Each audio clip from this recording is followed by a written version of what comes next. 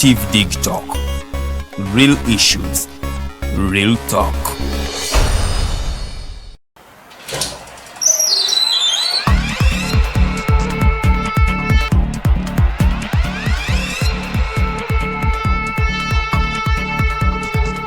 You have got to get up pretty early to go do something.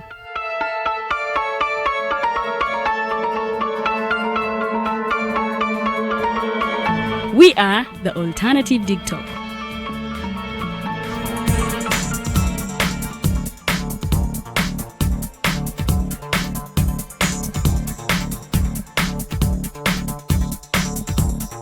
With our mobile studios, we are redefining TV presentation just as technology is setting the pace.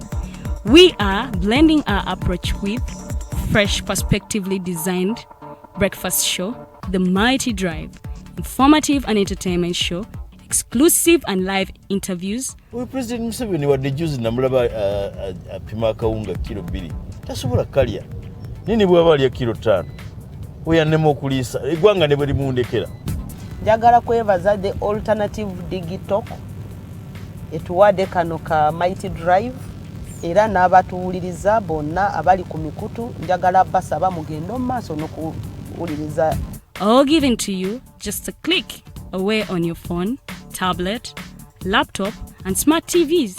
As we are streaming live on our social media platforms, on the road and on the go. We are the Alternative Dig Talk. Have you read a book that makes you want to shout the title from a rooftop? If you haven't, then here is that book. The Evolution of Constitutional Law, Public Law and Government by retired Justice Professor George Wilson Kanyehamba. Renowned Kenyan jurist and panelist Professor P.L. Olumumba and many other amazing speakers will grace the event. Do not miss the book launch on March 26th, 2021, 2 p.m. at Imperial Royal Hotel. The ticket comes with a book, all this at just 200,000 shillings. Call 0702 9076 or 0783 04 7785 to get the book or follow up on the launch. This event is organized by Alternative Dig Talk in partnership with retired Justice Professor George Wilson Kanyehamba.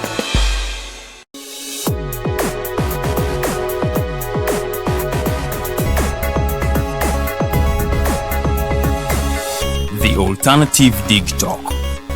Real issues, real talk. Have you held a peaceful demonstration by holding a placard or won a shot communicating about injustices? Is it a speech about rights? Are they for women, children, youths, people with disabilities, elderly, environmental or lands? Do you know you're a human rights defender? Are you threatened, harassed, intimidated, illegally arrested, detained, tortured or imprisoned as a result of defending rights?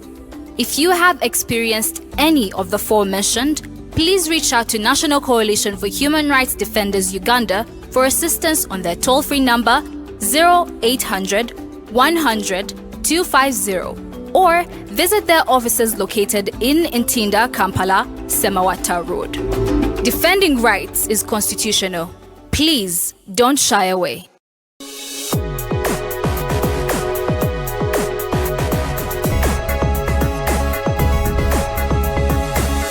The Alternative Dig Talk. Real issues, real talk.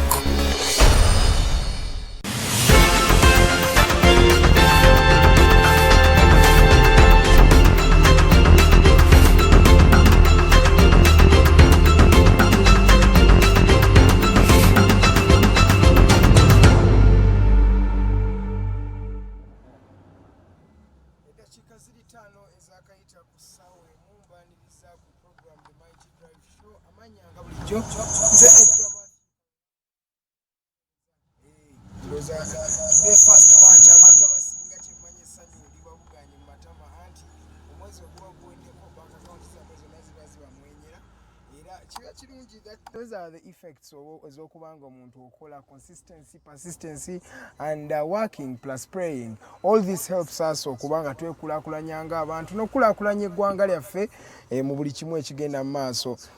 Kati a special message to one Ansla Ngonzi leero atandika ebibuuzo bye n'abaana bonna bagenda kutandika ebibuuzo byabwe.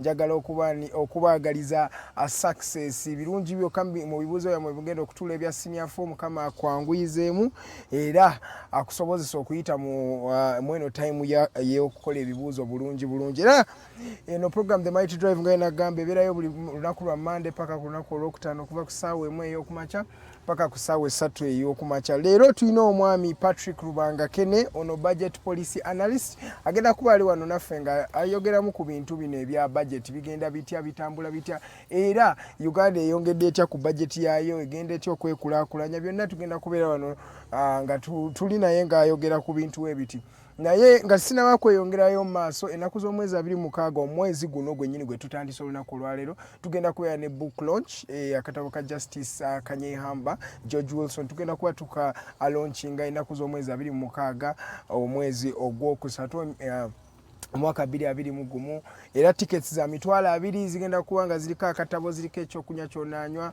nga tuli mu book launch eno. Suubira ebintu bingi mu book launch omuli Professor PL Olumumba ono Kenyan jurist agenda kubeeramu mu ggwanga guest speaker w'olunaku. Then tulina chief guest ye deputy Speaker of Parliament agenda kubeera omwami Jacob Olanya kugenda kubeera ko panelists nga bamama ababazi kuliko abantu bangi ddala nnyo era bambi make it a point okubanga reaching out jukire ennaku zino because of COVID Harry while stock lasts gwe asooka okujja gwe tusooka okuwa ticket because strictly tetugenda kubeera n'ennamba eri identified gye tugenda kubanga twetaaga mu book launch eno bambi era nkujjukiza ojje osobole okwateninga book launch omwami kano kagenda kuba katabo ke ka 31st book.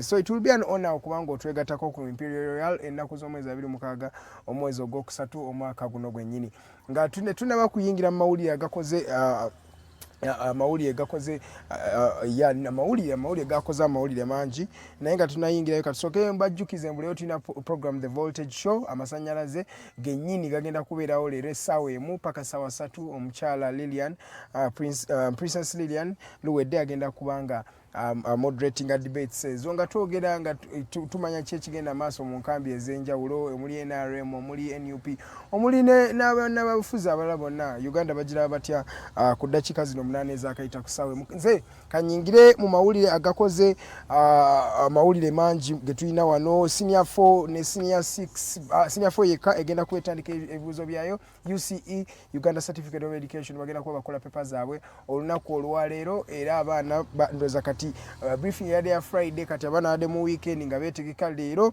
abagenda kuba bagulawo ebibuuzo byabwe ate nerero lwennyini abaana ba class endala bagenda kubanga baddamu okutandika okusoma officially bana abaana mwe muli abaana ba P6 abaana ba senior 3 ne ba semi candidates abaana ba senior 5 bagenda kuba bagenda ku masomero batandise olunaku lwaleero jukira government yali yalangira negamba ng'ennaku z'omwezi lumu omwezi ogwokusatu omwaka 2021 abaana bagenda kuba baddayo abaana ba semi candidate classes then ne bagamba bano abaana abali mu kukola aba candidates bonna bamaze okukola papers zaabwe abajja kuba nabo abavaayo then class endala omuli senior 1 senior 2 zonna zijja kuba ziddayo ku masomero omuli ne primary levels endala kuva ku P1 yonna Sunday school bagamba tebannamanya ddi ng'ejja okuba ng'eddamu naye nga gega amawulire agavaayo mu by'okusoma era classes ziddamu abaana abasiniafu bagenda kukola ebibuuzo then wali abazadde abamu abadde bagamba gavumenti ebayambe esobole okubawa kasente basobole okuzzaayo abaana jukira COVID-19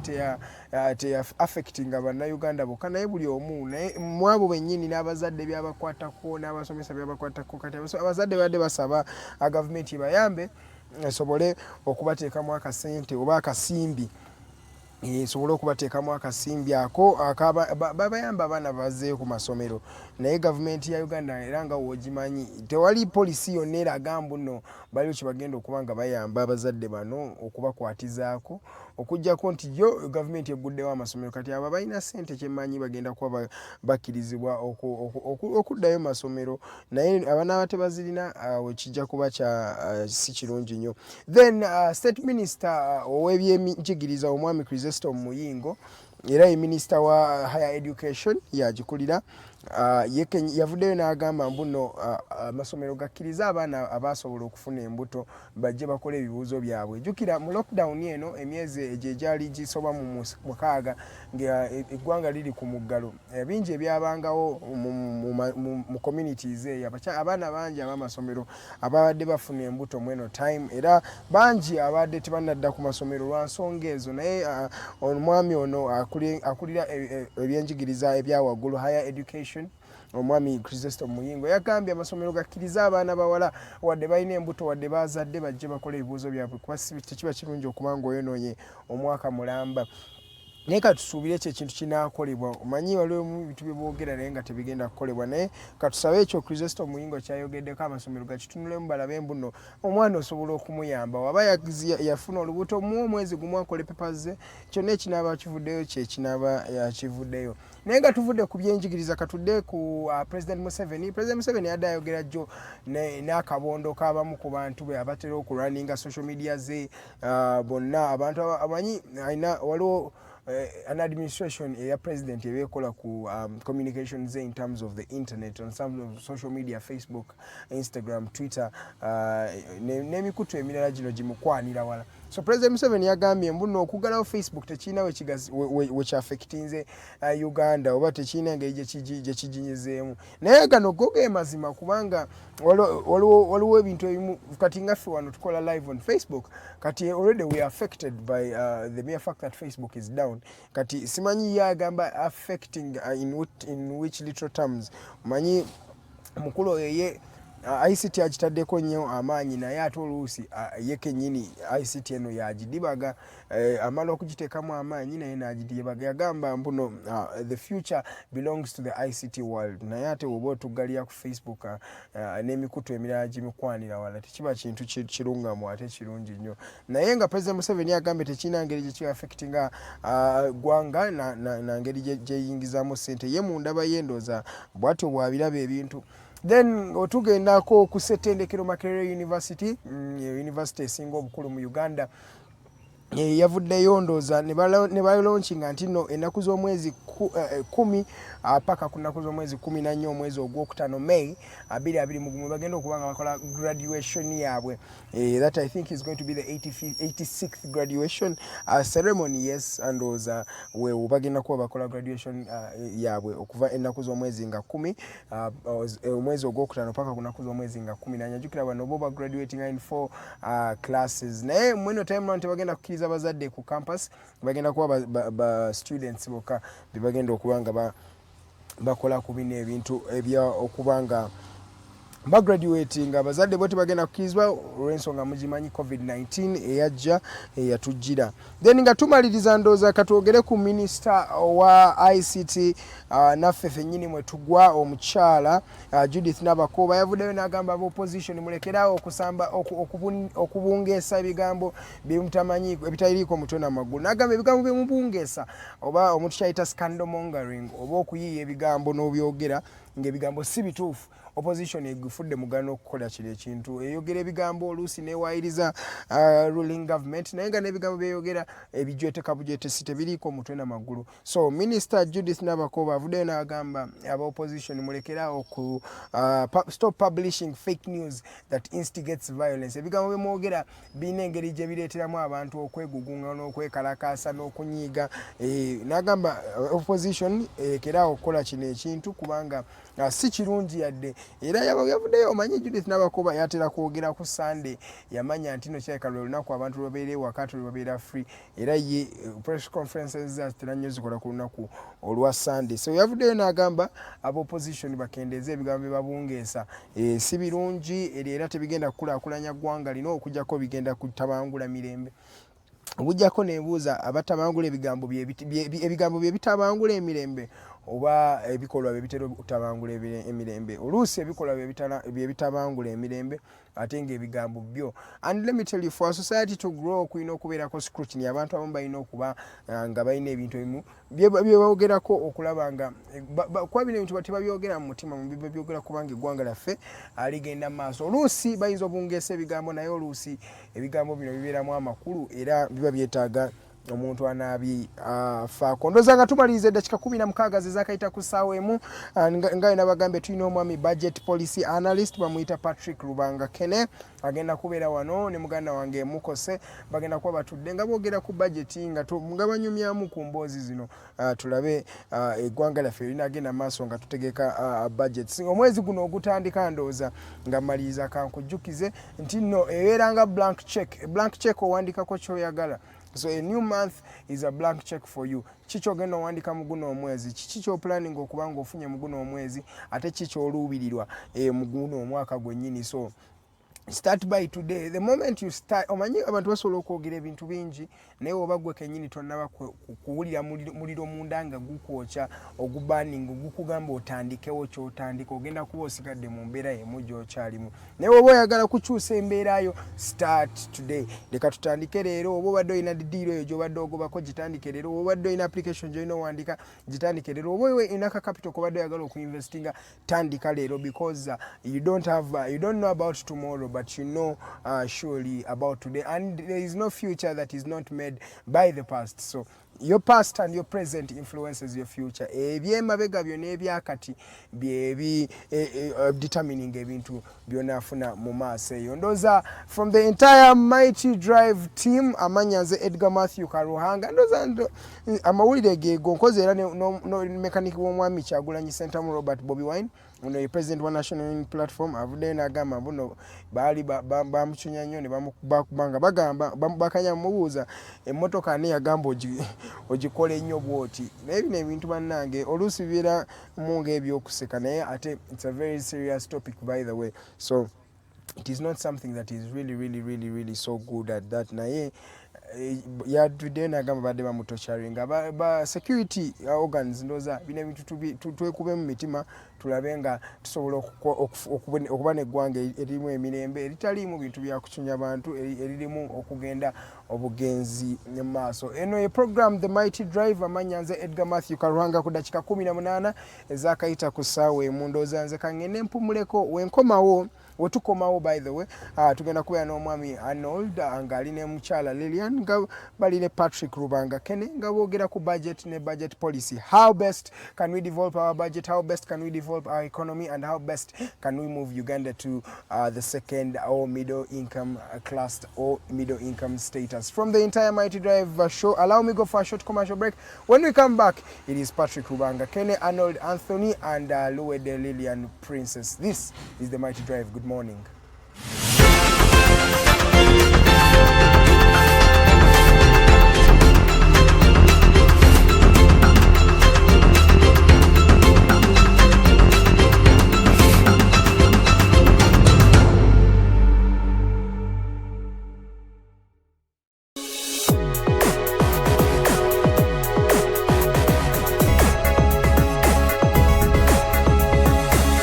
The Alternative Dig Talk.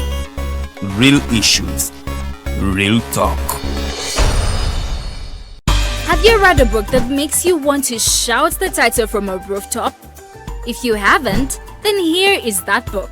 The Evolution of Constitutional Law, Public Law and Government by retired Justice Professor George Wilson Kanyehamba. Renowned Kenyan jurist and panelist Professor P.L. Olumumba and many other amazing speakers will grace the event. Do not miss the book launch on March 26, 2021, 2 p.m. at Imperial Royal Hotel. The ticket comes with a book. All this at just 200,000 shillings. Call 0702 9000 76 or 0783 04 7785 to get the book or follow up on the launch. This event is organized by Alternative Digital in partnership with retired Justice Professor George Wilson Kanyehamba.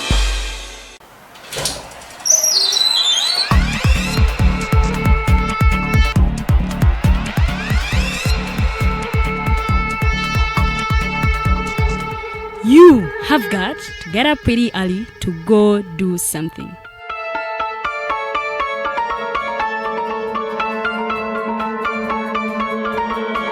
We are the Alternative Dig Talk.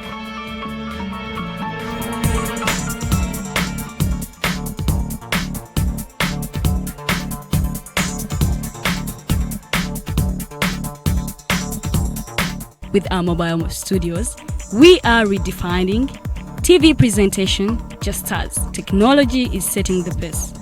We are blending our approach with fresh, perspectively designed breakfast show, The Mighty Drive, informative and entertainment show, exclusive and live interviews. We President Museveni wadde juzi namulaba apima akawunga kilo 2 tasobola kalya nini bwaba alya kilo 5 oyannema okuliisa eggwanga ne bwe limundekera.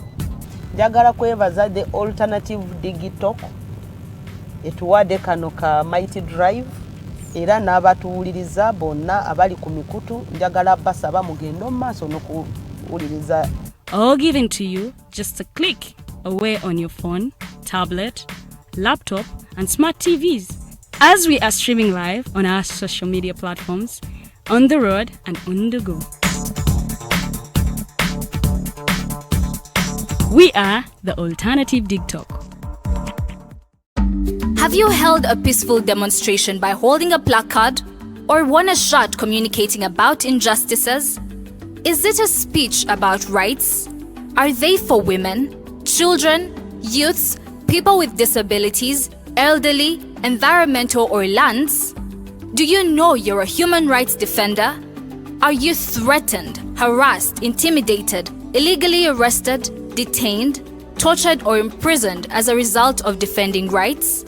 If you have experienced any of the aforementioned, please reach out to National Coalition for Human Rights Defenders Uganda for assistance on their toll-free number 0800 100 250 or visit their offices located in Ntinda, Kampala, Semawata Road. Defending rights is constitutional. Please don't shy away.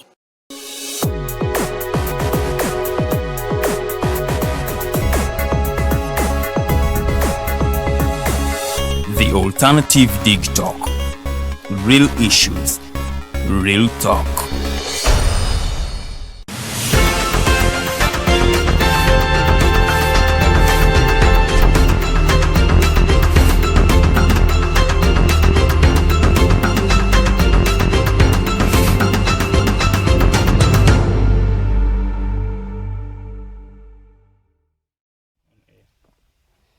Amacha amalungi gwe wena omulabi waffe atukeererako buli lunaku webale nnyo webali eddala okola omulimu gwa maanyi ate era okola omulimu gwa ttendo.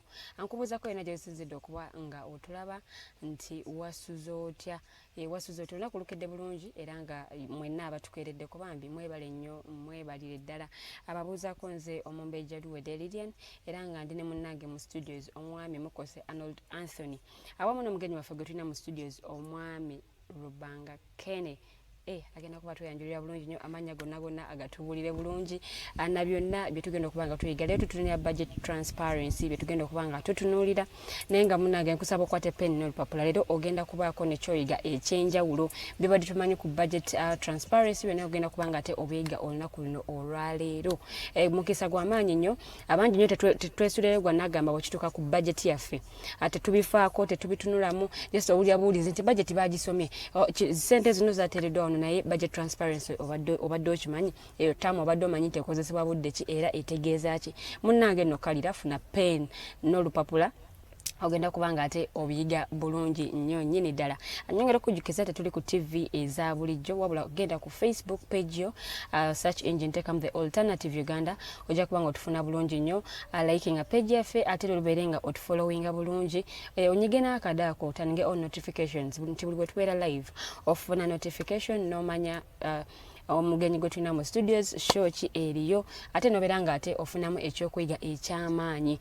Andi n'omwami Mukose Arnold Anthony so agenda kuba atubuuzaako ate atwanjulire n'omugenyi waffe tugende mu maaso. The Mighty Drive ye program gyokyalawa wabula teweerabira abo boolina ekibuuzo kiteekere mu comment section tugenda kuba nga ate tukisoma bulungi nnyo nnyini ddala. Mukose Arnold Anthony katweyanjulire era abuuze ne kuba tulaba atwanjulire n'omugenyi. Omumbejja Lilian so neyanziza amacha amalungi mwenna abatukereddeko lunaku lupya lunaku lulungi twebaza Mukama Katonda okuba nti tubukeseza nga tuli balamu nawafunye kigoye weze mu bulamu bwamwe tusaba Katonda abagumye era abasaasire kwa byonna asigala Mukama era yasigala otegeera embeera mutambulira mu bulungi ne mu bubi so tumwekwase era tukkirize nti byonna ayimanyi bagambe tino omugenyi waffe mukugu era mu byembalirira oba gwayise budget specialist omukulu Patrick Rubangakene anaba atuyisaamu notululira budget transparency wadde omanyi budget omanyi okugirondoola ye budget okuba nti nambula kufu enakubeera etya onagitegeera otya byonna tugenda kubanga tubisaamu tulabe engeri oba oli awo faamu tubali tulabula bintu tubiwulya buwulizi nga tetubitegeera naye okuba tufunye omukugu agenda tuba atuyamba okutulambululira tujja kuba mu lunyanyimbe tujja kugezaako okuvaayo mpolampola kuba mu musonyi we tamanyi Luganda sikweyagalira naye nga naye ali agadde naye tujja tambula mpolampola okulaba nga tutambula wamu ffenna nga tuyigira wamu. You are most welcome this morning. Thank you. Good morning. Yes, Patrick, I don't know whether I pronounce well your name, Rubangakene, but you are most welcome.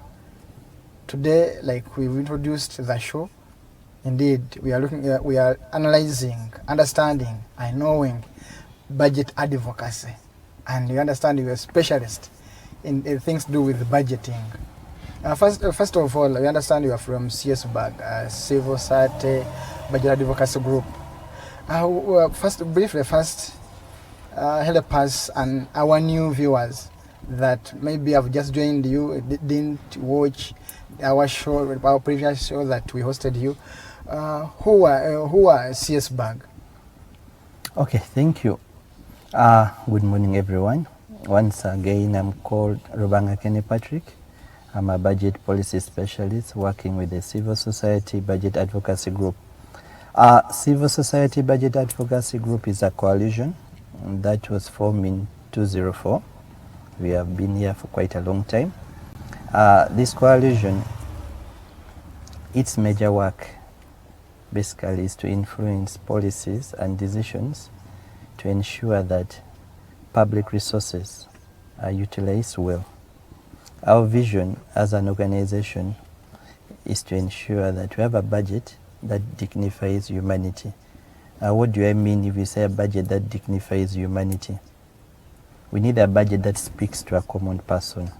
Once government comes out with a budget, does it correspond with the public? Does it correspond with that common person down in the village? So that we say, yes, this budget speaks to me. It's for the people. Yes, is the budget addressing allocations towards the social services that we have in the community?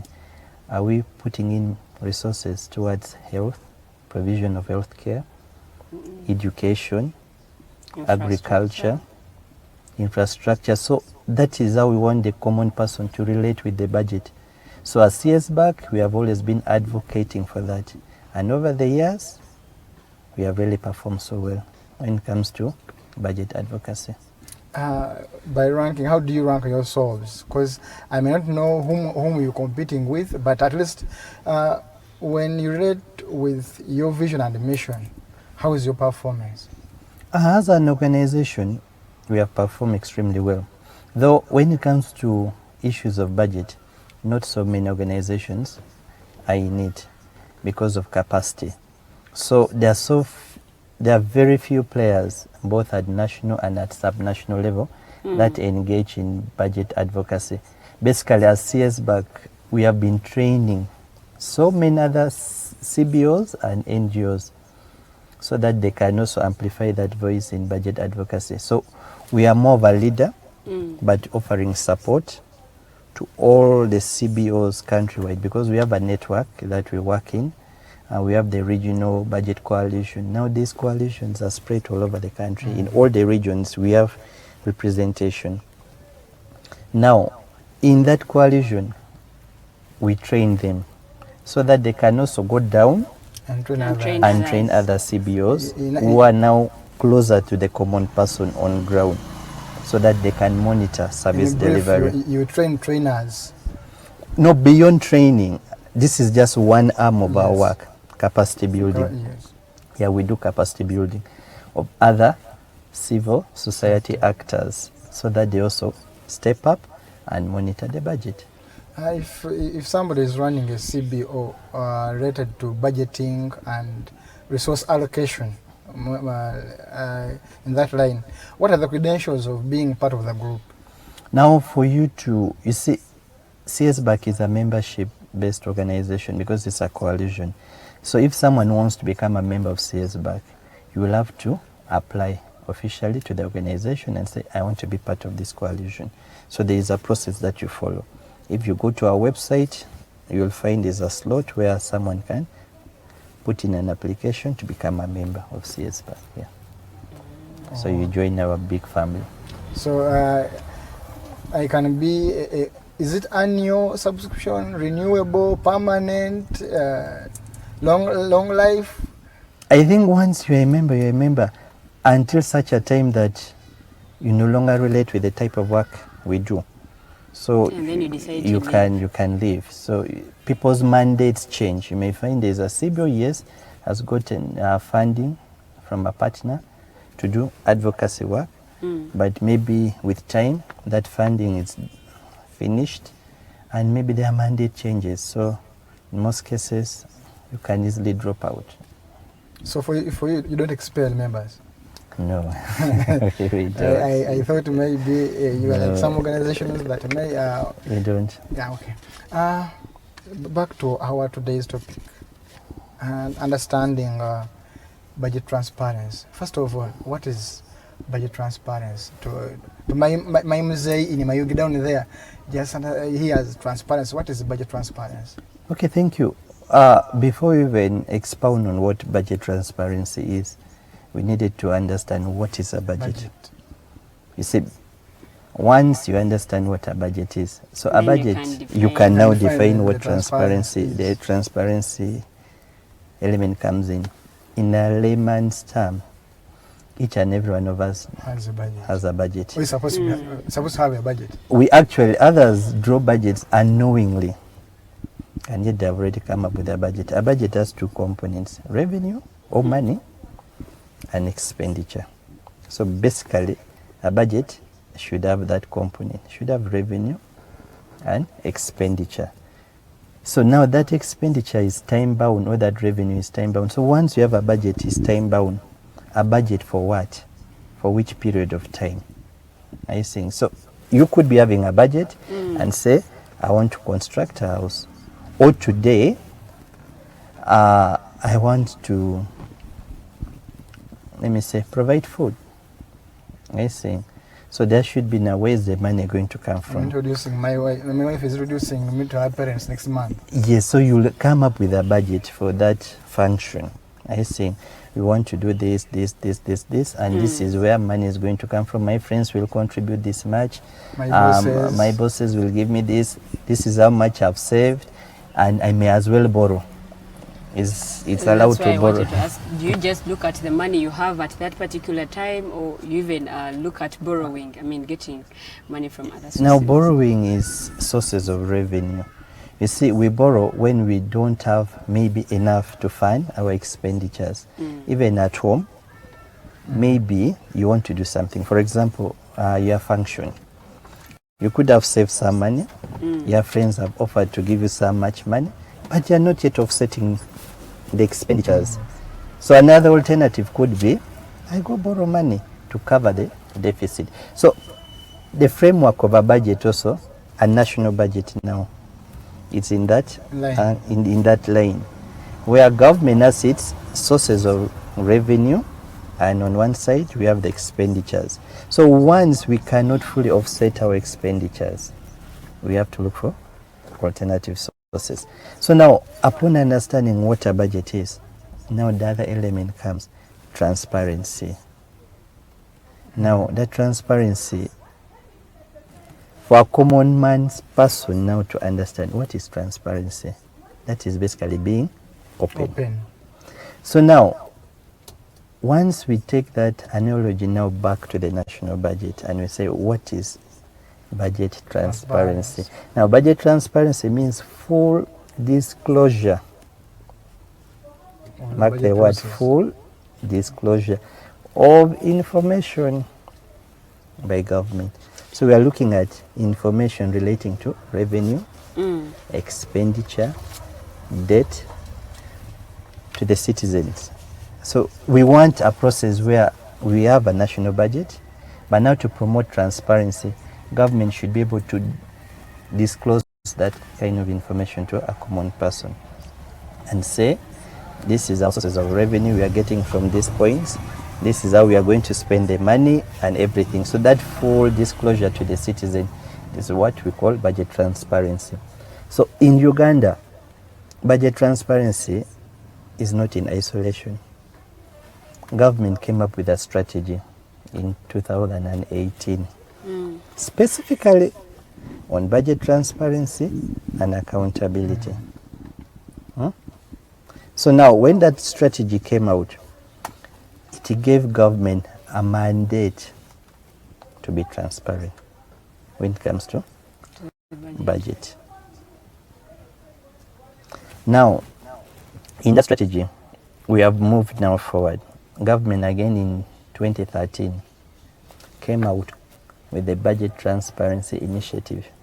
Now, in that initiative, is still aimed at promoting transparency of the budget. Now, here government brought on board other actors to help it promote transparency. Now, here we have civil society organizations that are already partnering with the government to promote transparency.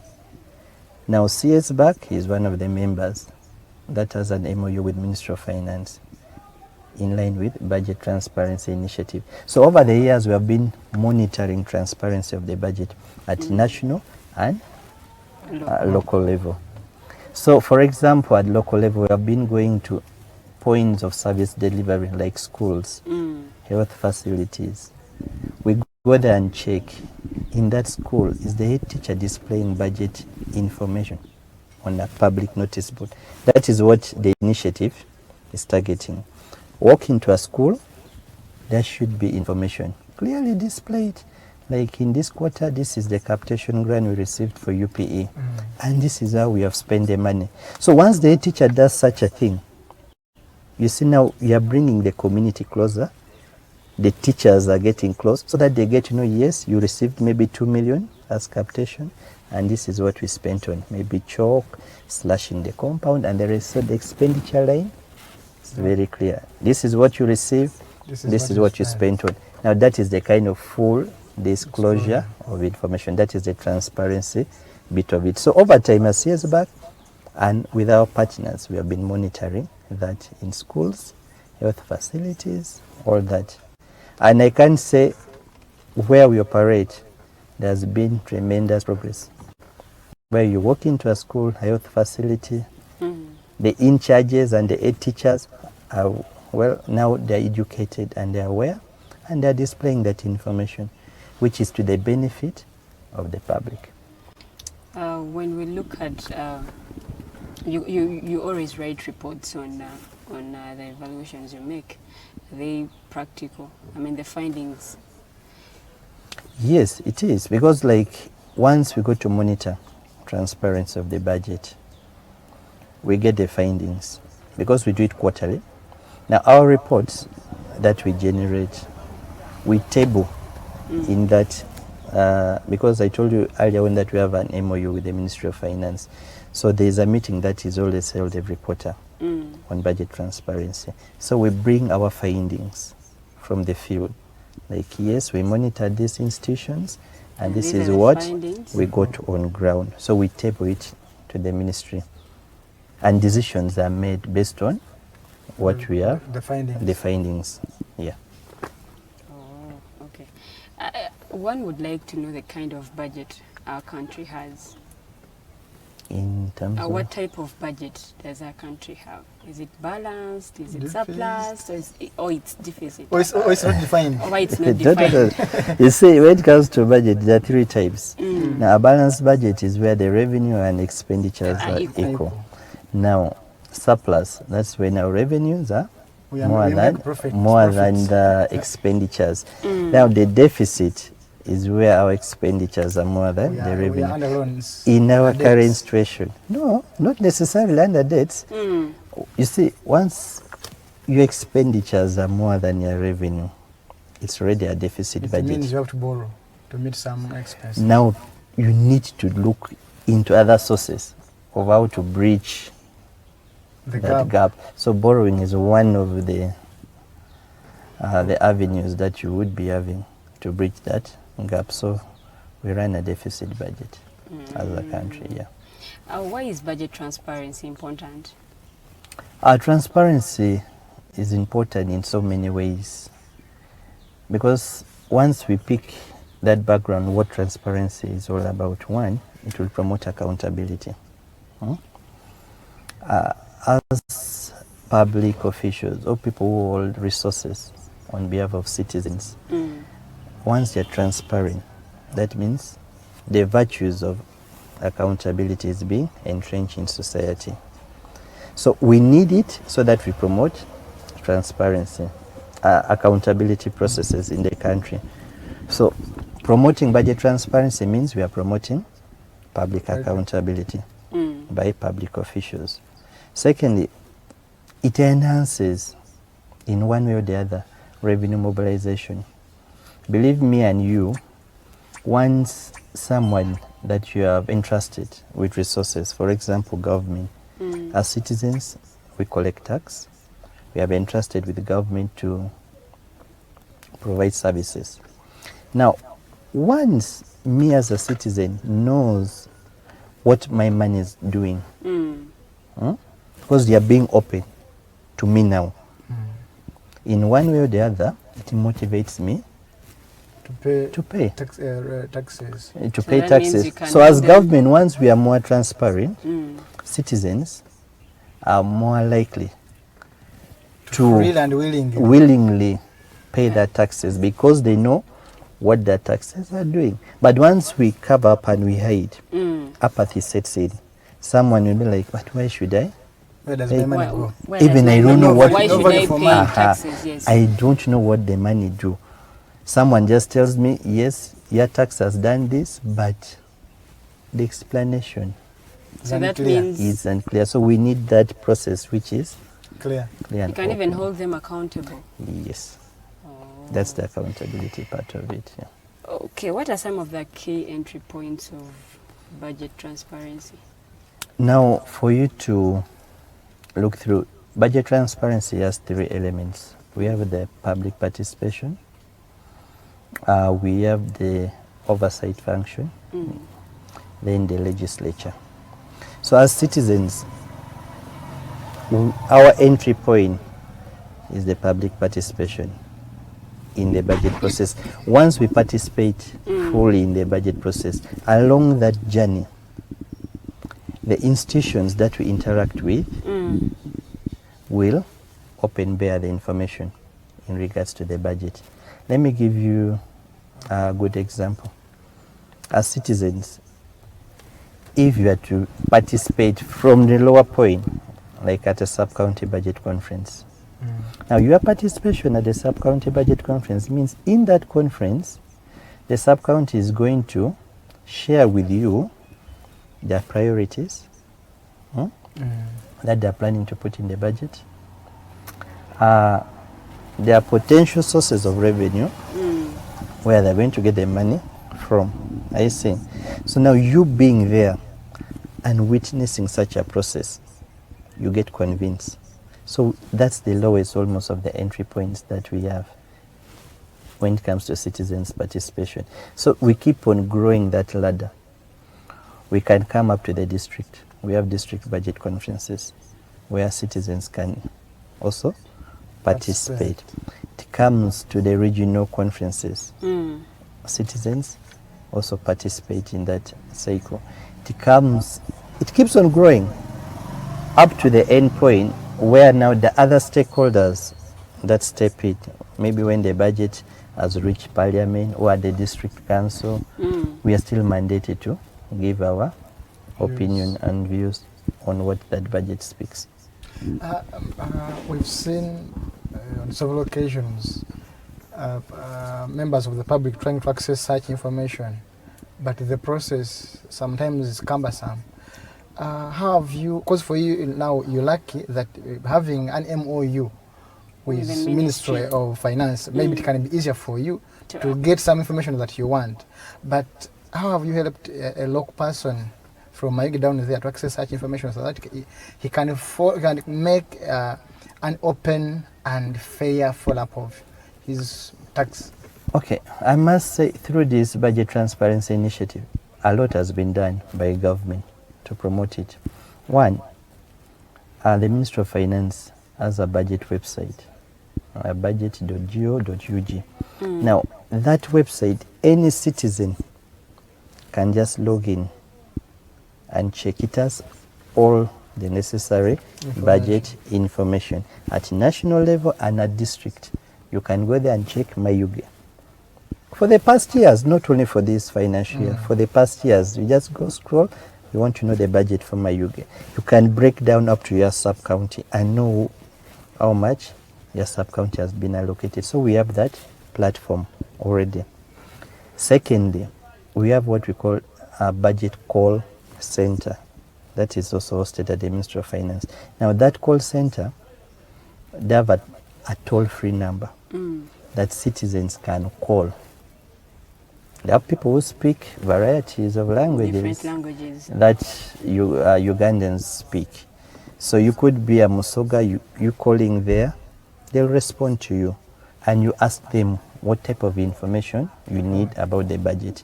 So that call center is fully functional. So those are the achievements that the transparency brought on board. So government is fully committed in promoting budget transparency. Now, in that process, so we have the call center, we have the budget website. Government also comes up with the citizens' budget. Now, a citizens' budget, it's a simplified version of the budget, which is palatable to a common person. Because if you had to look at the main budget, it's very hard for you to read and interpret. But government tries as much as possible to come up with a simplified version of the budget. As well as civil society, we also do that. We always try as much as possible to simplify budget information for the public. We do it at subnational level for the districts and also the national one. So even if you go to a CSBAG website, you look through, you'll find those documents simplified for a common person to understand. So we also create more awareness. We have campaigns where we go and have radio talk shows. We also publish articles in the newspapers so that we educate the masses more about the budget. Yes, one would think, do you carry out these trainings, workshops and awareness through your member organizations and groups, or you also as the headquarters organize maybe communal awareness? As CSBAG, what we do, we have engagements because you see we have a whole budget cycle. The budget process follows a cycle which starts from, we have the approval, we have different stages. There's approval, there's implementation, there's the audit process. So in that cycle, we follow it fully. And at every stage, as CSBAG, we have a role to play that we ensure we educate people at every level. And our awareness campaigns goes beyond national. We are always on national television. We pay for space and educate. We participate in spaces like the Budget Strategy Conference, the Economic Growth Conference, where we give a position from the civil society perspective. District budget conferences, we participate. sub-county budget conferences, we participate. Even the regional budget consultations, we participate. So all through the cycle, at every stage, we are present. So we try to break that information to the common person. However, we can't cover everywhere as CSBAG. Now that's where our membership comes in, where we don't have footprint directly, and that's where the members are also Simplifies the work. they also go ahead and participate in all those spaces, especially at sub-national level. They go and participate at the budget conference, the district budget conference, and make presentations, give an alternative budget to either the district or the government. In Uganda, we have many issues that we are tackling, and corruption is one of them, as well as misappropriation of public funds. Can we use budget transparency to root out all these? What are some of the ways we can do this? Okay, you see, one of the, let me say, one factor that can encourage citizens' participation in the budget process is integrity. Once we have leaders of integrity managing our resources, your participation in the budget process will be enhanced. As a country, we have lost so much through corruption because of leaders who lack integrity. Now, if you look at the last corruption perception, we scored 38%. As a country, we are ranked 100 and something. So that means we are very corrupt. Now, once corruption sets in, that means a common person believes that that process doesn't add up.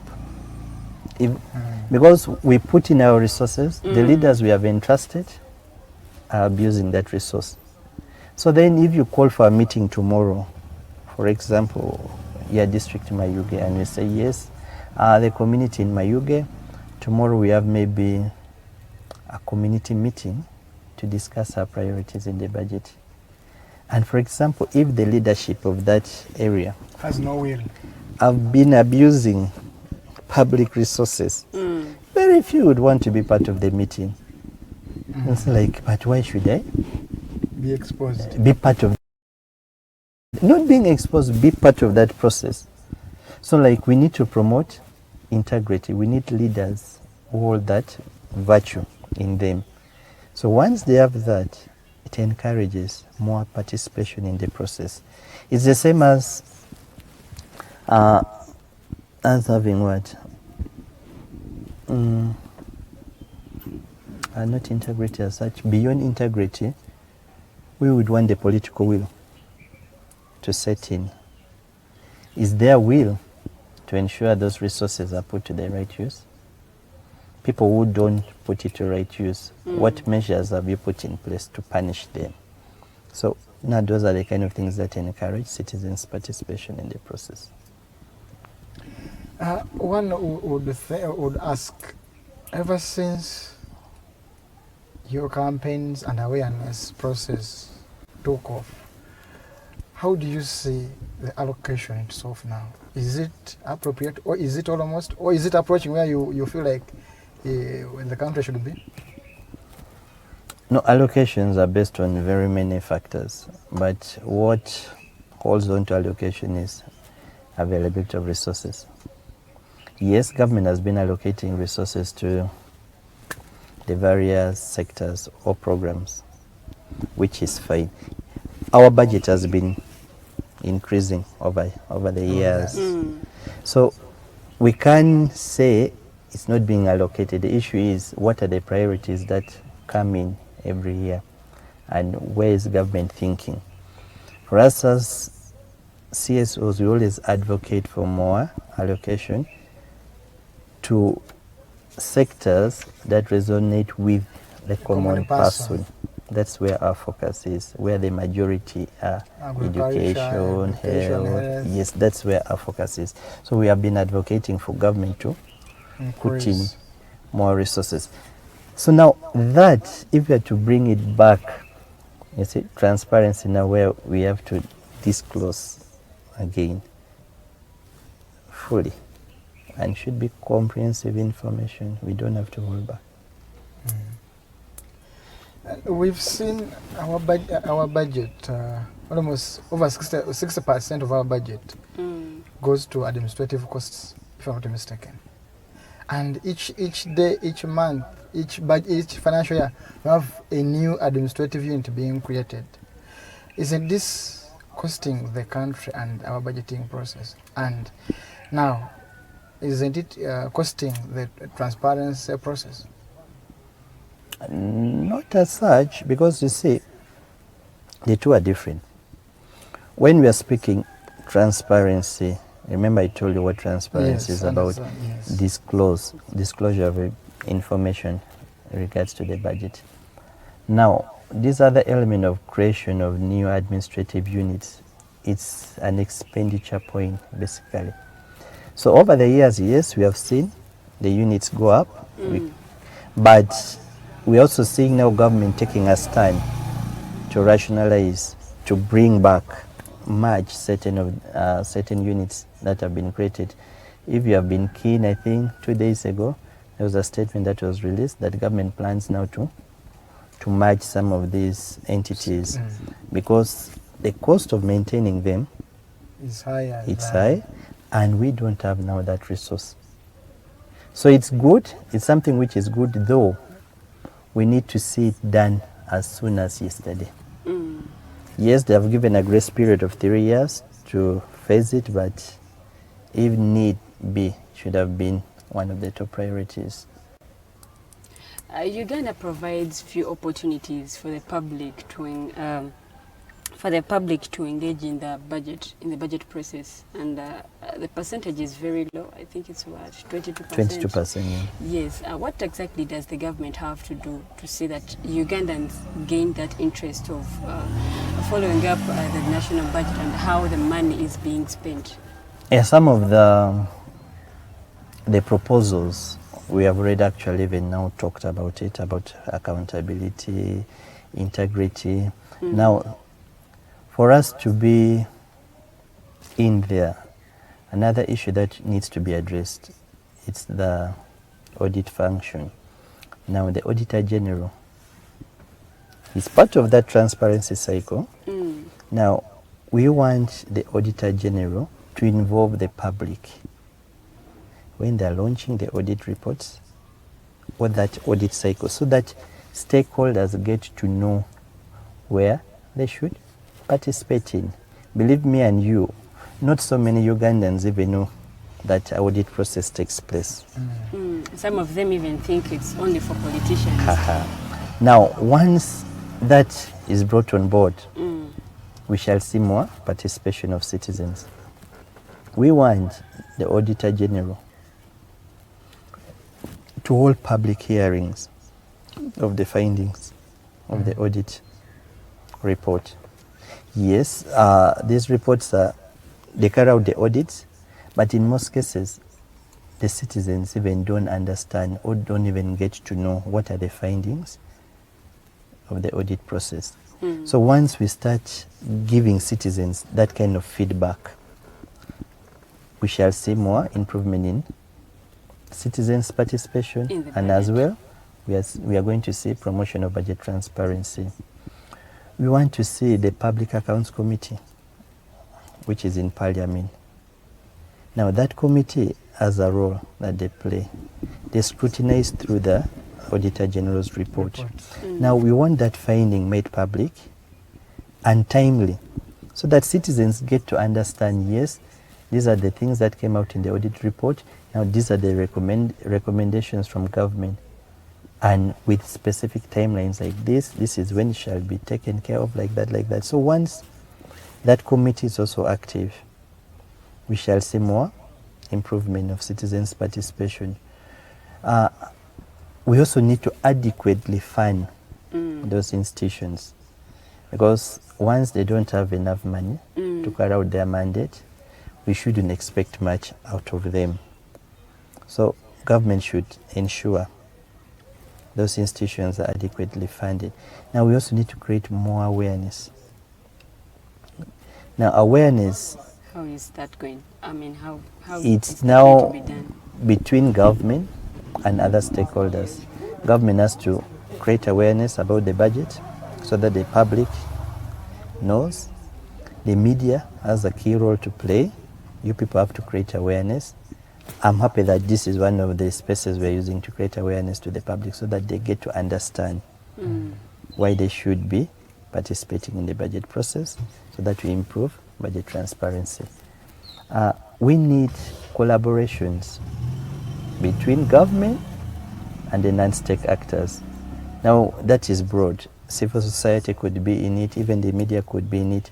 So once we have this cordial working relationship between government and these non-state actors, remember, as civil society, we always monitor service delivery at the grassroots all through. So that means we are equipped with evidence that we always share with the public.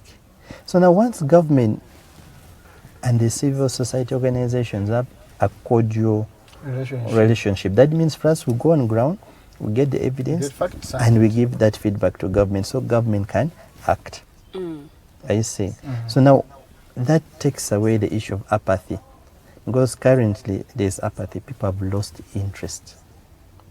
They don't want to know. You say, this is the budget is starting, they're reading it tomorrow. Like, some people are even complaining of the language that is used. They're using English and other people don't understand English. Yeah, that still would require, we need more budget literacy.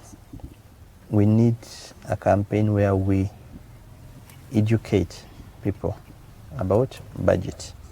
And once we step up on budget literacy, and society starts appreciating and understanding. Remember, these issues are very complex. We need to simplify and educate, and with time, we also need a translation of the budget in the respective languages so that a common person can understand. Right over there, one would, we've had and seen some challenges of politicians who can't even read, can't understand, especially on sub-county levels. And these are the implementers of these budgets. As CSBAG, with your awareness campaigns of transparency, how have you directly bailed out such leaders? Because these politicians play a big role in implementing and fulfillment of the budget allocations. No, when it comes to leaders, we actually have done a lot. We have really enhanced their capacities when it comes to budgeting. We have trained them on budgeting, and we keep on carrying out refresher trainings for them. We have also gone ahead and simplified the budget information for them. We come up with district budget guides which are more simplified. Yes, there's that bigger budget for the district, which is a little complicated. So we simplify that information also for the districts where we are present. So that makes it easy. Because you may find, yes, you're a political leader, you don't understand this process so well. We can't blame you for that. But we try as much as possible to simplify the information for you to make your work easy.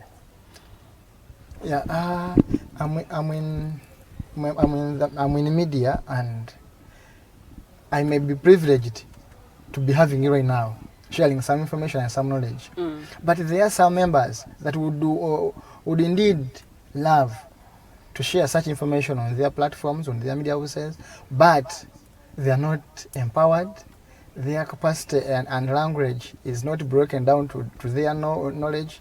As we come back from the break, we need some on how you've tried, or you arrange, you prepare, you're preparing to empower us this side. Because I won't say that for us we are well off. No, we are not. But so the process and arrangements that you have for us to say that we disseminate information that we know well and better. So let's go to a commercial break. As we come back, tuchagenda maaso okulaba nga batumenyera mu nsonga z'okugobera budget. Bagezeza omukulu agezaako okutomeratomeramu era mu mbeera mu Luganda agamba nti enkola weeri era bagezeza okuva ku magombola ku ma district paka ku waggulu okulaba nga batomeratomera abantu omuntu wa bulijjo obe ng'osobola okumanya bajeti yange omusawo gwempa gukola ki gukola ddi era obuzibu buvaawa. So tulowooza nti eno program oyigamu nange njigamu tufunye omukisa nti tulina omukugu naye nammwe aba gavumenti bambi tubanoonyeza ebbanga ddene kuba eno information yali badde tevuva mu civil society mukka yali badde evana mu gavumenti naye tubanoonyeza ebbanga ddene mutulemye mutusuubiza enkya nja kubeerawo tugenda okubeera essimu nti awaye tufulumiza posa tugenda giwanika enkya wooli nti ate siriiwo nti ate nja babuulira temudda so tubakowoola gavumenti ne NRM bambi namwe muveeyo space weeri mutugamba tuwandike concept nkwade space yange yabwerere ate ngamba mpandike concept government office njwandike concept okujja okukyaza so nze ndowooza nti tweddemu producer ngamba ndikalugere mu kuwumulamu tukomewo.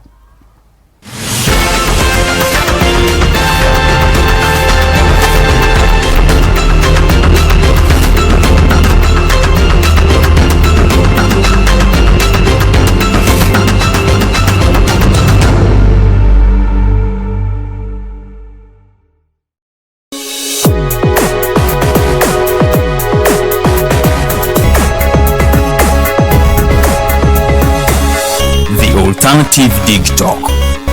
Real issues, real talk. Have you held a peaceful demonstration by holding a placard or won a shot communicating about injustices? Is it a speech about rights? Are they for women, children, youths, people with disabilities, elderly, environmental or lands? Do you know you're a human rights defender? Are you threatened, harassed, intimidated, illegally arrested, detained, tortured or imprisoned as a result of defending rights? If you have experienced any of the aforementioned, please reach out to National Coalition for Human Rights Defenders Uganda for assistance on their toll-free number 0800 100 250 or visit their offices located in Ntinda, Kampala, Semawata Road. Defending rights is constitutional. Please don't shy away.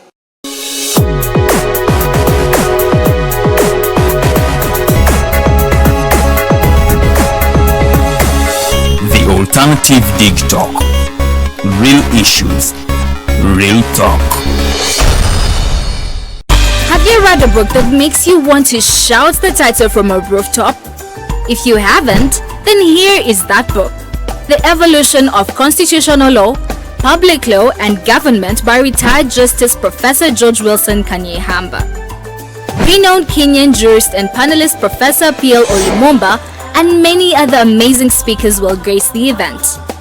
Do not miss the book launch on March 26, 2021, 2 p.m. at Imperial Real Hotel. The ticket comes with a book, all this at just 200,000 shillings.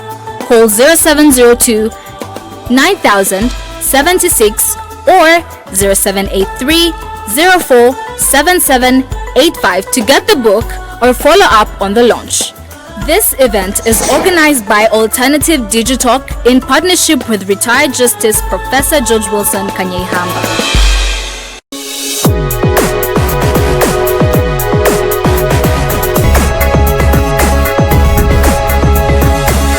The Alternative Dig Talk. Real issues, real talk.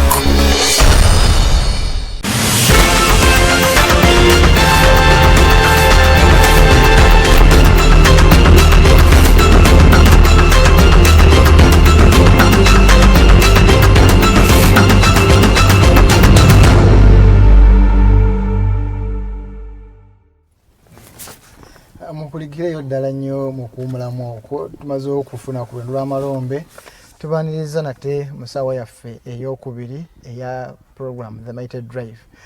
Tuli ku The Alternative Uganda social media platforms waba oli ku Facebook, YouTube ne Twitter, The Alternative Uganda onaaba otufuna eno The Alternative Dig Talk. Real issues, real talk. Program the mighty drive. Tubatambula mu kibuga naye olwaleero tuli wano ku offices za civil sat budget advocacy group wa CSBAG wano Entinda wetukoledde show yaffe ey'olwaleero nga tugezaako okugayagayamu ensonga z'embalirira. Embalirira batugambye nti si ya ggwanga lyokka lwakuba nti ffe abantu abasinga bwe tulya budget ebirozo bidduka waggulu naye naawe waka bw'okira ku makya ng'olekawo ez'akameeza sooka obuuze nti guno omutwalo gwendekawo kuliko amanda kuliko enfa kuliko omunnyo kuliko emmere bwe maasigaddewo nze kawaka naye guno omutwalo gummala taata w'abaana togobaga olwokuba gy'oleseewo omutwalo oyinza waguleseewo ng'amanda weegali naye leero sooka weebuuze nti gy'obanga nagula ensawo y'amanda yeeba ekyaliwo so ndowooza budgeting tekoma waggulu wokka naye ndowooza naffe ng'abantu ba bulijjo etukwatirako ddala nga tonnagenda mu restaurant kulya so nomanya naye we naalya omutwalo abeewange bwe balidde budgeting so ndowooza tukitegedde bulungi. When we were going to a commercial break I was blowing my own trumpet media. What do you have for us as CSBAG and in budget processing and understanding the budget language? When it comes to media, over time we have also built their capacities.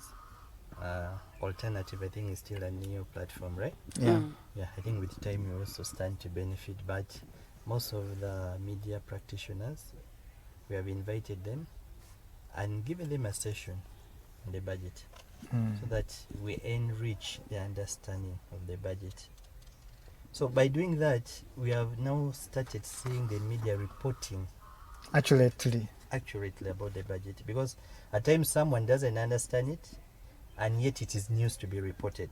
So you need that extra knowledge and capacity building, which as years back we have been doing it over time.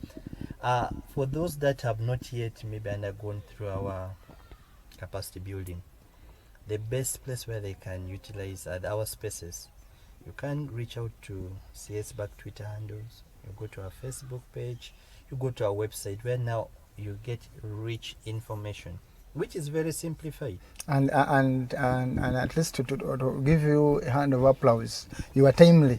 If it's an email, if it's a question on Twitter, at least you're timely. Unlike other civil society organizations, you send a question today, on maybe if it's Monday, Tuesday, Wednesday, you get next week, Friday. That's when you get the reply. So, but for you, at least you're timely. Thanks for that compliment. You know, information. That's what you have been advocating for in transparency, the timeliness of that information, and not only it being timely, the ease of understanding and interpreting. It's very key in transparency, because once you're promoting transparency and your information is not timely, it's not accurate, and is not easily used or understood by the common person, you are not going to achieve. You're not communicating. You are not communicating to any person. So it's the same way that we also do as an organization. We make sure that once we have any information, once we have any inquiry, we pass it out to the public. We respond in time, because you see, that information was needed at that point in time to do something. And once you delay, it loses its meaning. So we try as much as possible to react and respond in time. Moving forward, Uganda has been assessed on budget transparency ever since 2006. Yeah. Ever since 2006 by the International Budget Partnership that releases the OBS. What do they assess? Now, okay, thank you. OBS, it's a global organization that partners with civil society, and they have independent evaluators or consultants go through a process called the Open Budget Survey, carry out a survey globally to assess the extent of budget transparency, the extent to which governments are disclosing budget-related information in the three spaces in regards to public participation, legislature and oversight functions. So now that survey looks through the three components, and Uganda has been assessed gradually over time. And if you look at our scores in 2010, when it came to the ranking, and we scored 55% out of 100. So we shot up to 65% in 2012. Then the scores again started dropping. The last survey that was done in 2019, our ranking is at 58%. There are many other contributing factors that alludes to that fall. One, public participation reduced. Initially, we were at 28. Now we have come down to 22. We had a drop in budget transparency from 68%, from 60, now 58. Public participation 20 to 22, and the oversight from 58 to 55. So you can see We are going down. we are going down. Much as the margin is not big, but there's a trend which is downward.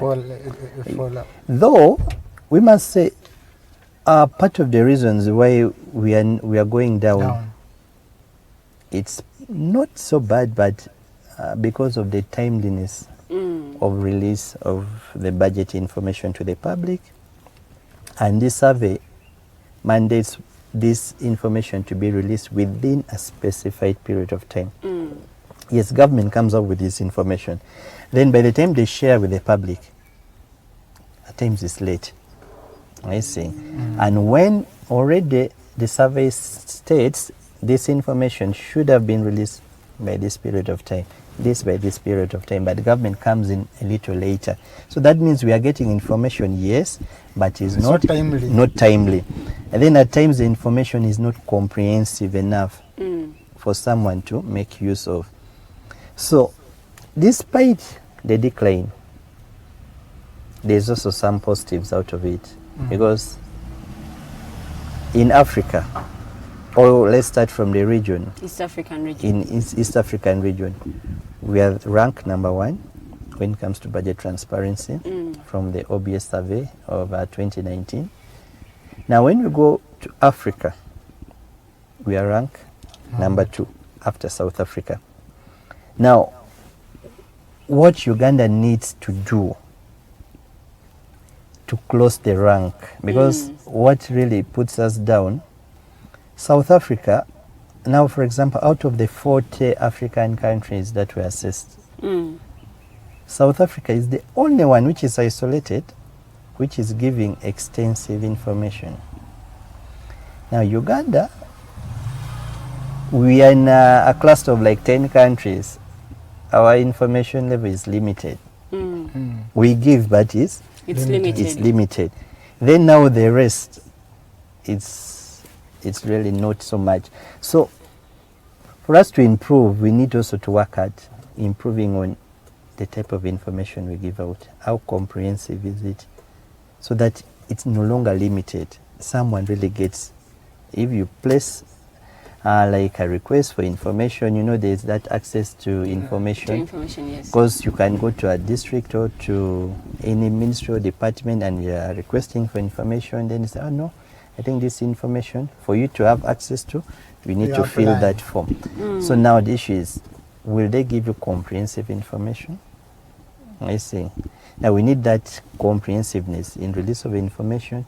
It should be timely as well, so that a person benefits out of it. How has COVID-19 affected budget transparency?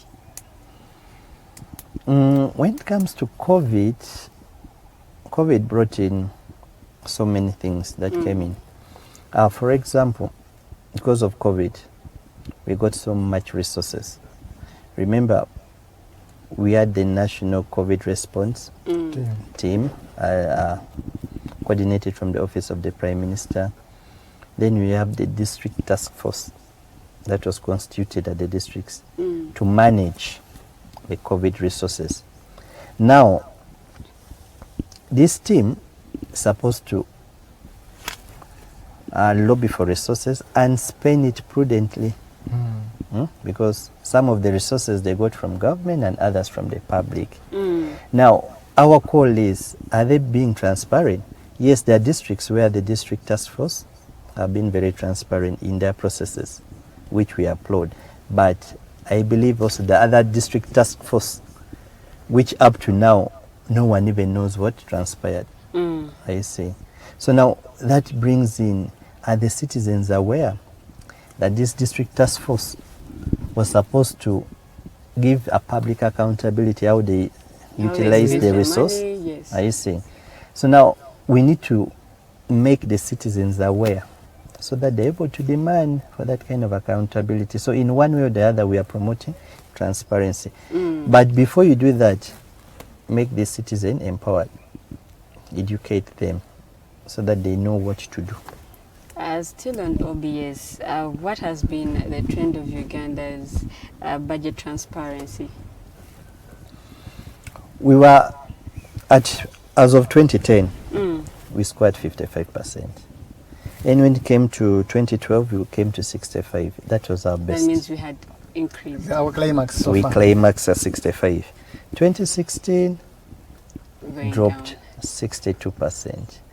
We came to 60% in And 2017, and and then as we of had now, we are 58. at 58. So you see, we are The graph is sloping. sloping. Yeah, but with a small margin, though, not so big. Okay, one would ask and maybe wonder as to why we're not looking to the issues that are making us for drop our graph fall down, given the fact that I understand the index, the service is made is carried out after every 2 years. 2 years. Yes.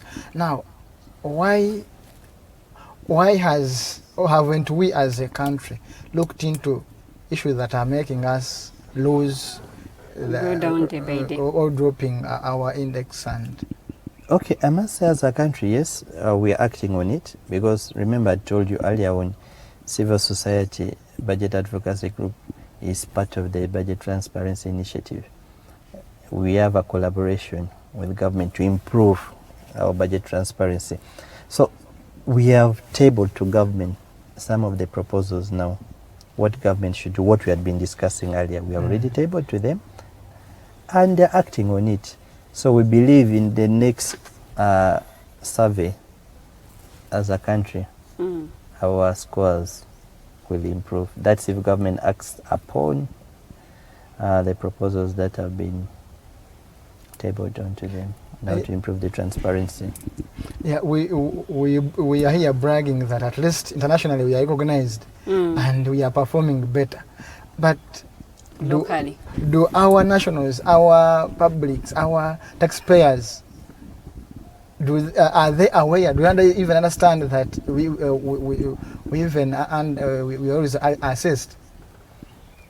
When it comes to dissemination of that survey, I don't think not so many Ugandans know about the ranking of the country when it comes to budget transparency. So there is still more that needs to be done so that we disseminate this information. You know, it's a positive, it's not so bad because by the time we are the best in the region and we are so close to the average score. So that means we are not doing so badly. And once we disseminate such findings to the public and say, yes, government is scoring this in terms of budget transparency, it instills that urge of discipline. Someone will be like, okay, I think government is performing. And they say, okay, little more push, we can be better. Because it's to the benefit of a common person. If government is more transparent in the way they utilize their resources, me and you will equally be happy. Yeah. One would imagine or think that political will drives or influence a lot towards transparency of the budget. Sure. And most African countries and leadership always recommend West Africa as having some of that most democratic leadership and maybe presidents, and one would imagine that maybe they would be among the best But then one hears that Uganda, where in quotations they call that Uganda is not democratic in quotations, being ranked number one in the region, number 2 in on the continent. What is the rationale of between political will and democracy vis-a-vis towards the attainment of the transparency? You see, for transparency to work, the will has to be there. Yes. Now that means now, for Uganda to be ranked number 2, that means the will is there. There's already political will that government wants to ensure the whole process, the budget is transparent. So we need to applaud the government for that. There's already will.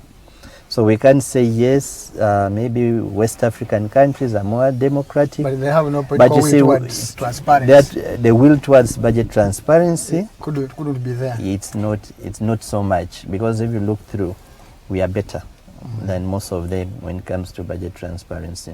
So political will counts a lot from all levels. Let us not look at up. No, it comes. You see, everyone who holds a public office needs that will to disclose public information. Because if you want anything regards to budget, you may go to the sub-county. There's someone who is supposed to give you that information. So he or she should have the will to give you that information. You go to the district, the same. So it keeps on growing. So the will cuts across up to the lowest point. It's a triangular. So let us not look at, no, it's not up.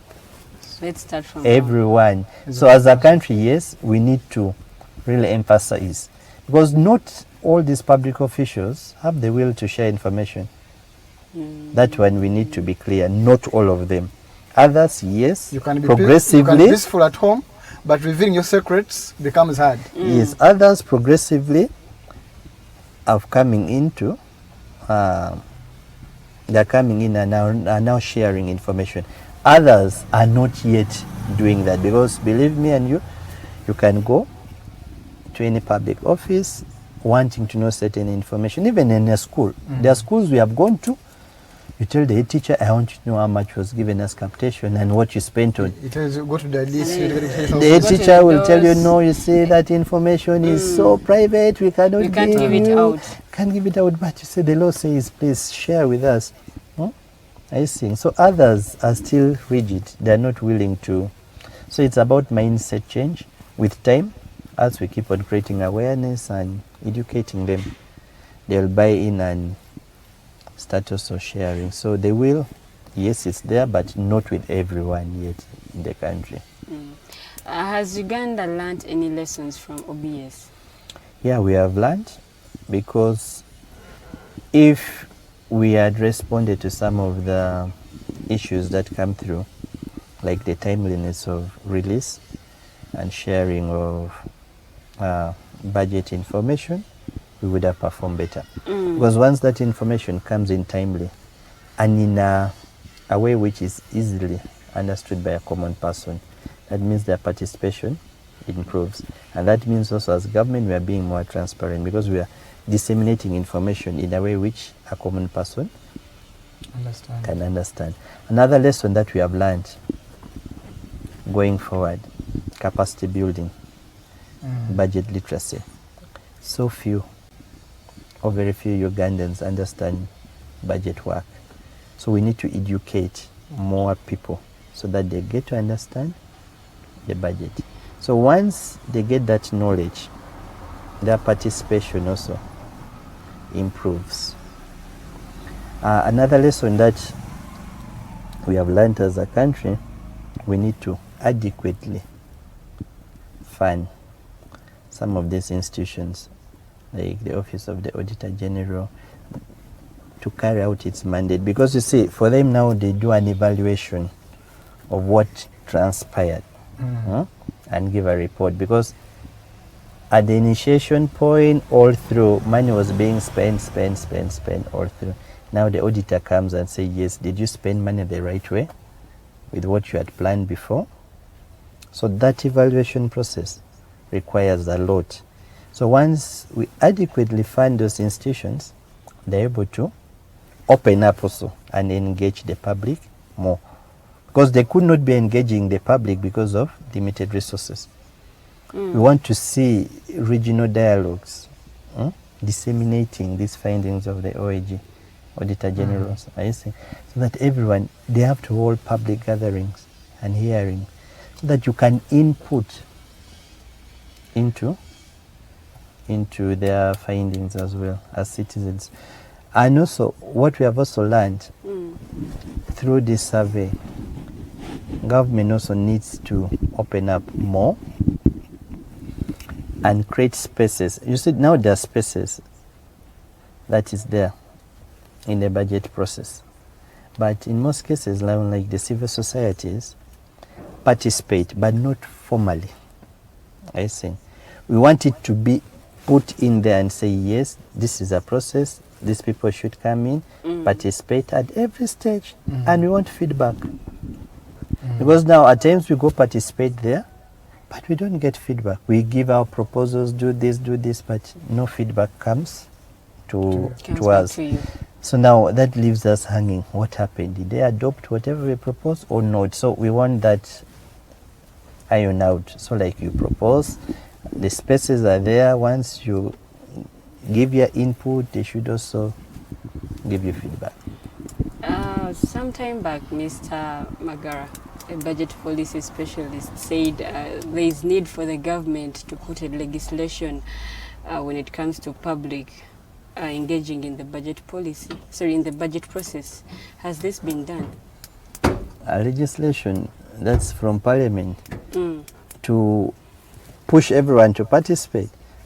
I don't think there is such a legislation in place now. But does it need to be put?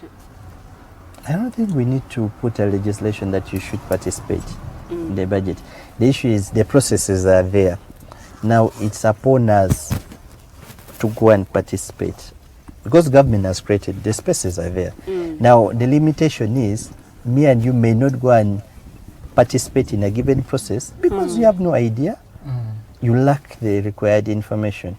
Because, for example, if Parliament calls you to one of their committees, now if you lack the information, believe me, you'll have nothing to share with them. Yes, so you first need that information. We empower you so that you're able to utilize those spaces which are there. What are some of the challenges Uganda has had in promoting budget policy? Budget transparency. Apathy is one of them. Basically, loss of interest. Not very many people want to participate in the process because they gave up. So that has affected it. Knowledge gap. We don't have the knowledge. Not so many Ugandans. And the technicalities of the budget. A budget, that document, if you have not interfaced with it before, and they just give it to you today, you may fail to flip through and I know even some legislators that had volumes of papers and go through it. So like it's so technical that would require time for us to simplify that information and disseminate to the public. Okay, Mr. Patrick, help us understand and know, because we've had some complaints of shrinking civic space, especially you in advocacy. For you, you might be lucky that you have an MOU, but how has shrinking space affected the process or the operation of or the execution of your work? You see, once the civic space is being lost, is shrinking now, it affects us as well because we don't work in isolation. We are, remember I told you we are a coalition. We have other civil society membership. So that means once the space is shrinking, it affects us directly and indirectly. Part of our members could be affected, and once they're affected, you're also affected. We are also affected. So it affects us as well. So we are not in any way isolated from the shrinking civic space. It also affects us. That MOU is just one component. It's not like we have MOUs all over. No, this MOU was only for budget transparency. So if the civic space within the civic society organization is shrinking, as CSBAG, we're equally affected. Yeah. Up to now, during the election period to date, there are some civil society organizations who can't even access their funds to pay off staffs, to clear some bills, to clear logistics. How has it affected you, the civil society world, in the operational process? Okay, that would. I'll just give a general, overview. A general perspective. You know, there are very many stakeholders that come to play in any space. Now we have the government side and the non-state actors. So civil society organizations are majorly non-state actors. So they also have a role to play in governance.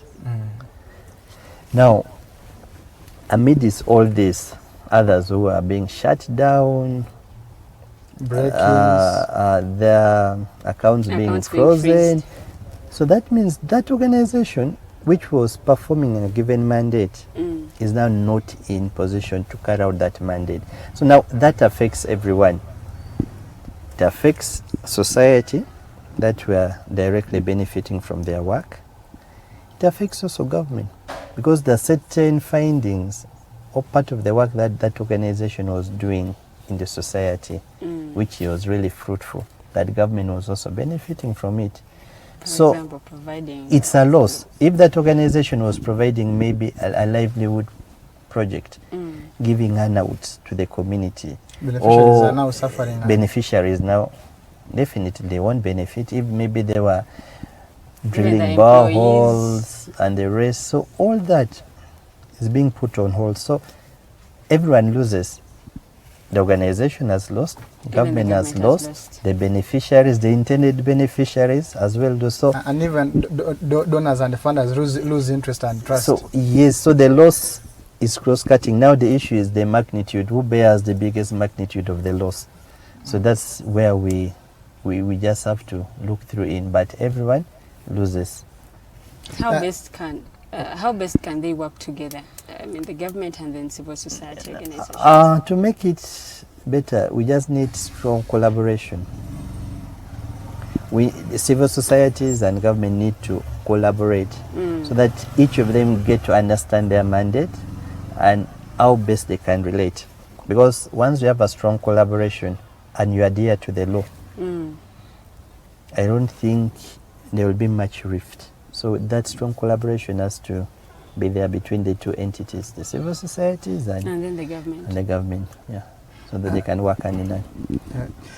Abatuuliriza era n'abatulaba tukyagenda maaso the Mighty Drive ye program tukyalina omukugu owabyembalirira era nga ku mundi guno tetunulidde mbalira yonna naye tunuulira engeri ey'okulaba nga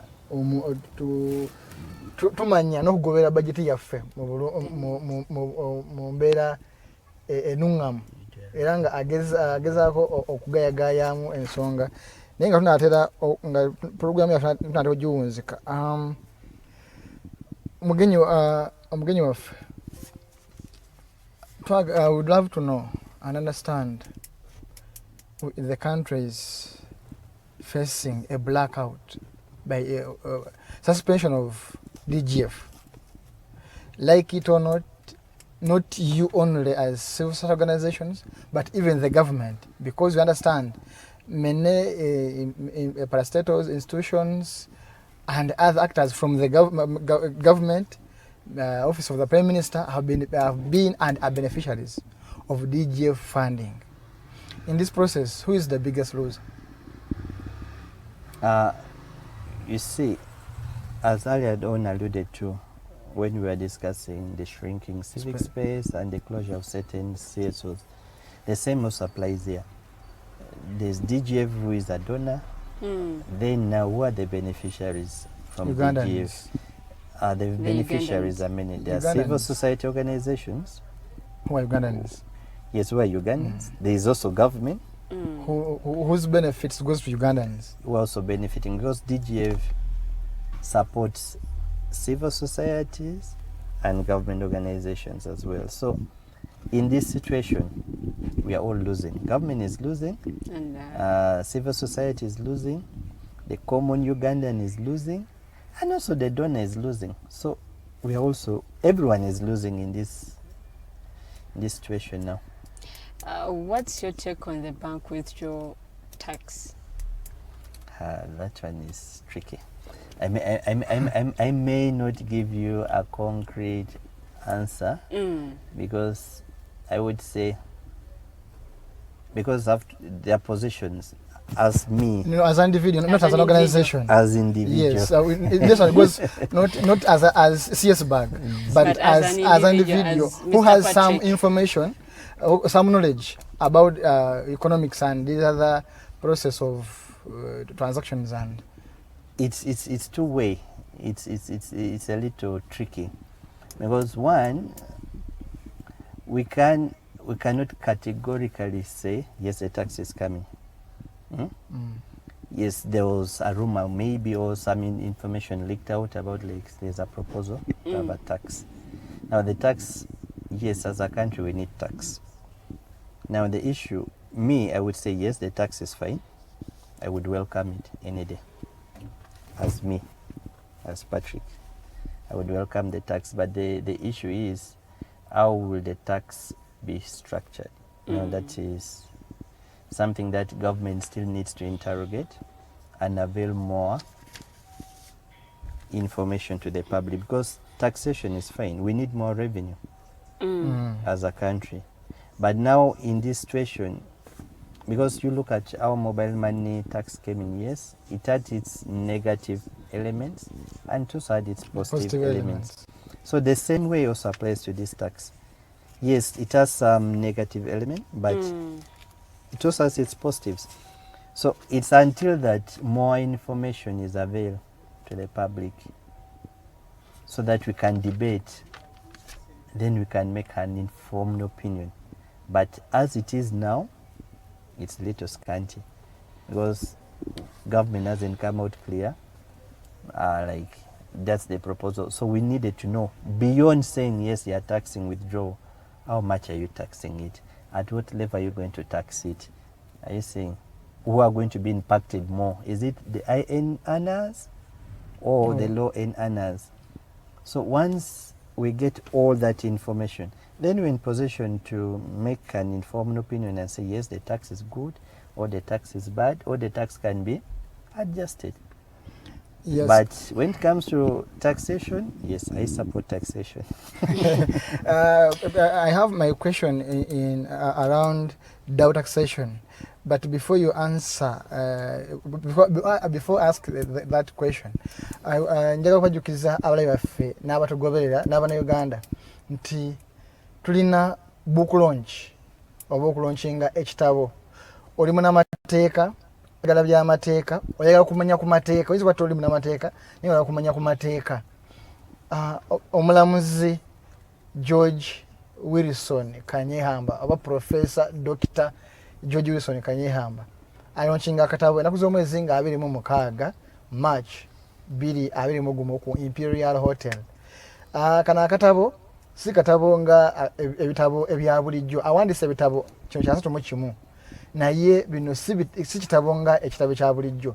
Kino ekitabo kirimu ebintu ebyenjawulo, weewuunya nti ku myaka gye ekinaanamu nga gakoze 92 mulimu abadde agobera paka kulonda kuno okwasembyeyo nga n'okuwaba omusango gwa Bobi Wine mu kitabo mweguli, weewuunya ku myaka 91 naye nga tulina omukisa oba alina omukisa okuba nti omwogezi omukulu ku mukolo ogwo ajja kuba Professor Patrick Loch Otieno Lumumba oba bangi gwemumanyi nga PLO Lumumba okuva e Kenya, era nga omugenyi omukulu ajja kuba omumyuka wa Speaker wa Parliament Right Honorable Jacob Olanya.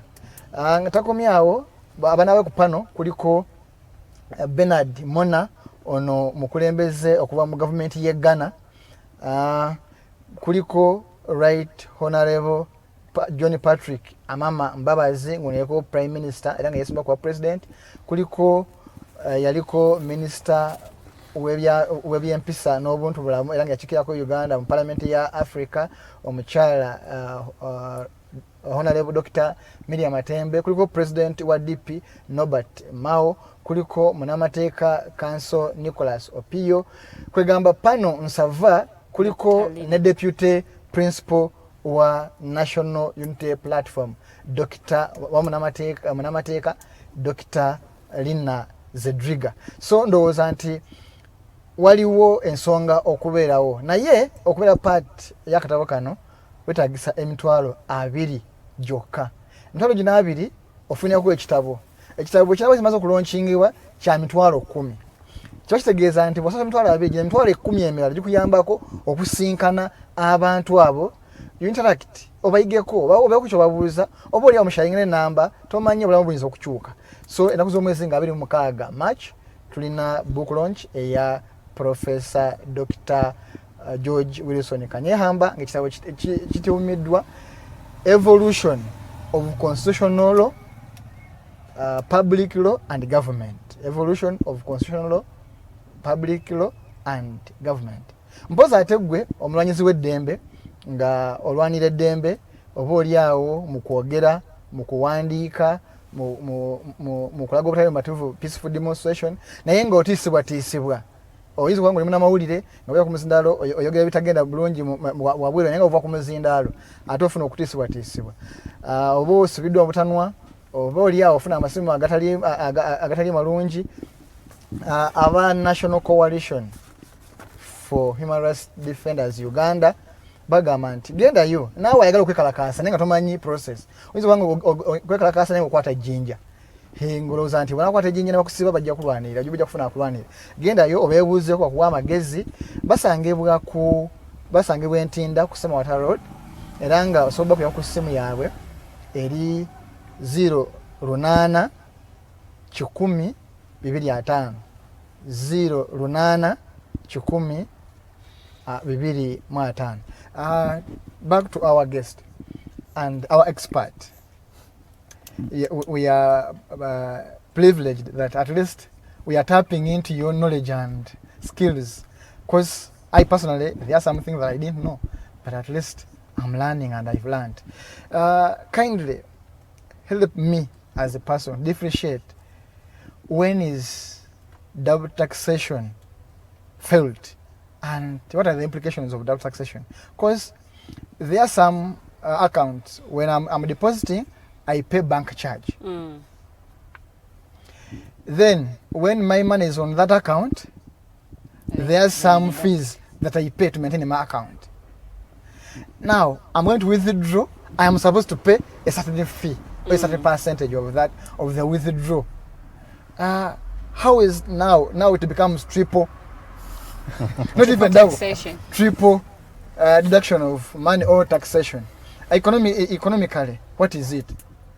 No, you see, what we just explained, some of the elements in there were not taxes. Because in that banking process, some are charges. Now, charges are instituted by banks. For example, a withdrawal charge is not necessarily a tax. So in that, for example, your example, the banking thing, yeah, you have gone to withdraw. Charge. Yes, it's a charge.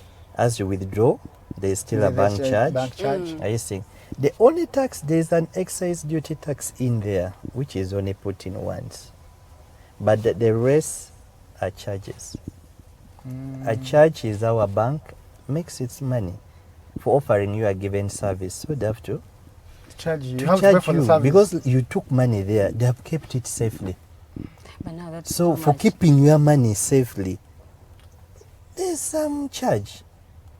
It's like someone who offering a service. You go to a school.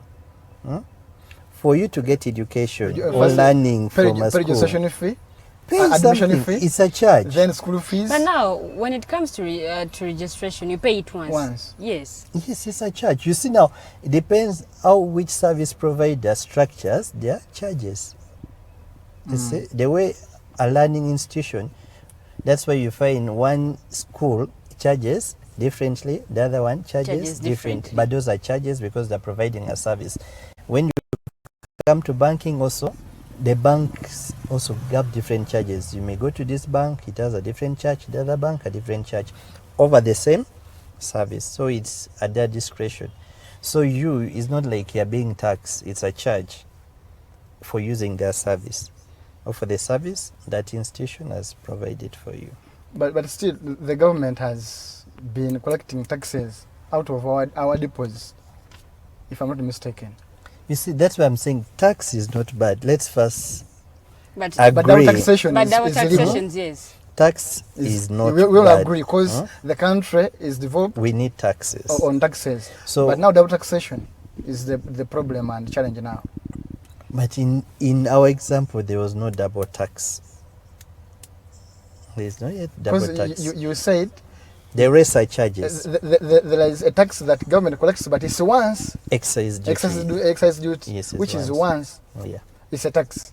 yeah. So Then- they have not taxed you double.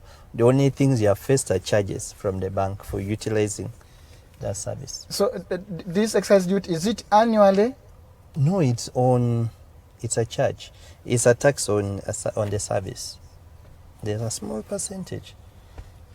So okay, It's not annual. in your knowledge and expertise, how better do you think such taxes should be introduced so that Ugandans don't feel and don't complain? You see, for any person would not love to pay tax. That's a starter. Since Jesus' time. No one would love to pay tax. But the issue is, how do you administer tax so that we make people pay? Especially direct taxes are hard to pay. But indirect taxes are very easy to pay. Let me give you an example. Then, people used to drive, or people who drive, were paying licenses. Not so? Road license. Then they give you a sticker. That was a direct tax. It was so painful. But now when government opted to make it indirect and say you will no longer pay road license, but we shall put that tax on fuel. It was very easy to collect. No one even complains. The moment you go and fuel, there's that component of road license tax then. So you see, it's indirect. So taxes which are indirect, people hardly even know that they are there. But when the tax is charged directly on you, then like, oh, no, that's a tax. That's why I have my colleague in front that does not pay the tithe. That one is different. That's like the tax. Out of what you get, give me my tithe, 1 over 10. So it becomes so hard for him to pay the 1 over 10. It's indirect taxes. If we promote more of indirect, yes, no one even gets to feel the pinch. Before we conclude, when we talk about budget transparency reports, fiscal transparency reports, do they give the complete picture of the entities? What do you mean entities? The revenue, the expenditure? Yes, because all the reports that are released as of now, that information is there. If you want information on revenue, expenditure, allocation, the forecast, they are all there in those reports that are released by government. So everything is there. Yeah, we have the information. Our biggest challenge is, when do we release it?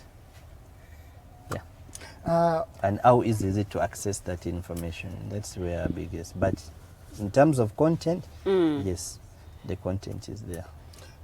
What's your scorecard per region in regards to transparency, maybe per district? And unfortunately, we don't have that information broken down to districts. Yeah, we don't have.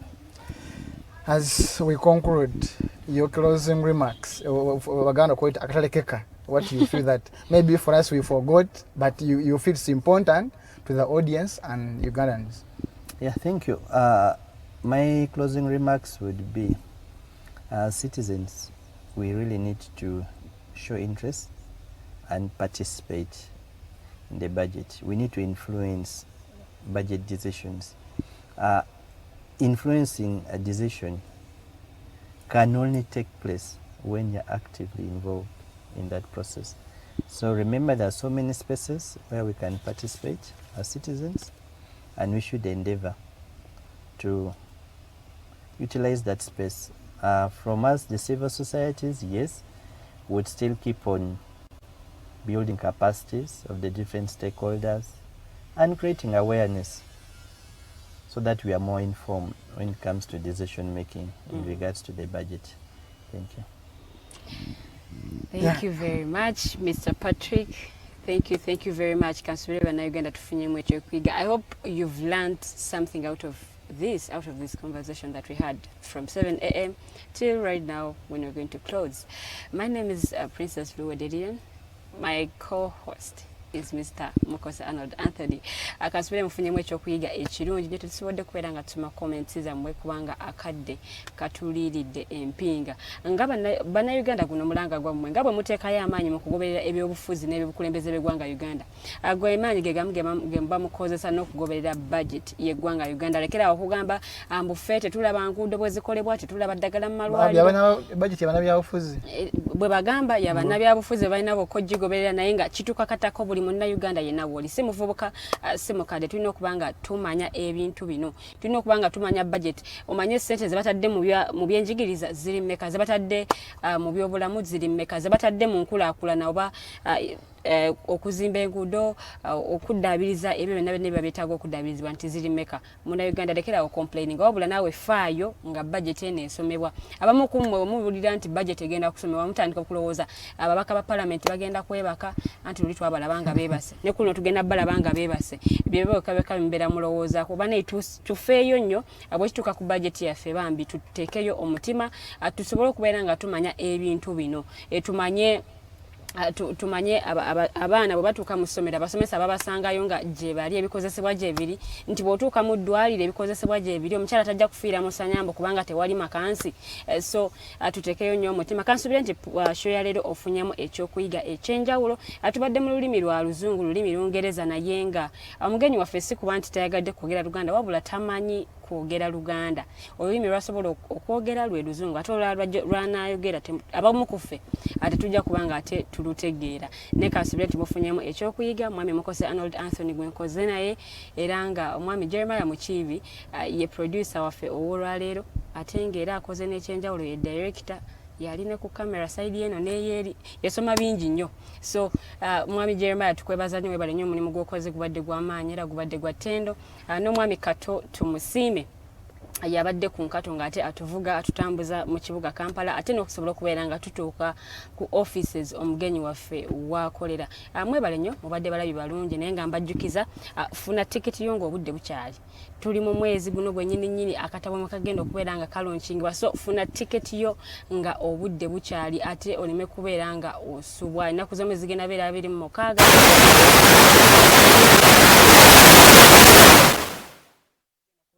abagenyi bayitirivu mwami Mukose Arnold Anthony abakumenyedde ojja kubeera nga ate oba meeting abamu kumwe temubalabanga nako omulaba bulabi ku TV naye bw'ofuna omukisa ogwo okubeera nga ate ojja ku book launch ojja sobola okubeera nga onyumyamu naye oyinza n'okunywamu otuzi naye ate kigaana kiri mu sitaani oyinza okufuna ennamba ne musisinkana oluvannyuma ate n'obeera nga munyumyamu mu ngeri emu oba endala naawe obulamu bwo ne bubeera nga ate bukyusibwa abalwanira eddembe ly'obuntu nga mutiisibwa otambula olina kudda mu maaso naye ng'otunula side eno otambula odda kyenyuma mukwano nkugamba nti aba National Coalition of Human Rights Defenders Uganda bwe bali nnyo okubeera nga ate bakuyamba bw'obanga otiisibwa oyagala kukola peaceful demonstration naye tomanyi wakutandikira tomanyi biddako tomanyi results mukwano batukire offices zaabwe ziri located in Tinda Semawata Road enamba yaabwe etali yakusasulira eri 0800100250 enamba gyosobola okubeera nga ate obakubira ne babeera nga ate bakuyamba bulungi nnyo The Mighty Drive Mande okutuuka olunaku olwokutaano ssaawa ebeere mpaka ssaawa 3 tusisinkana omulundi ogujja mubeere bulungi mweraba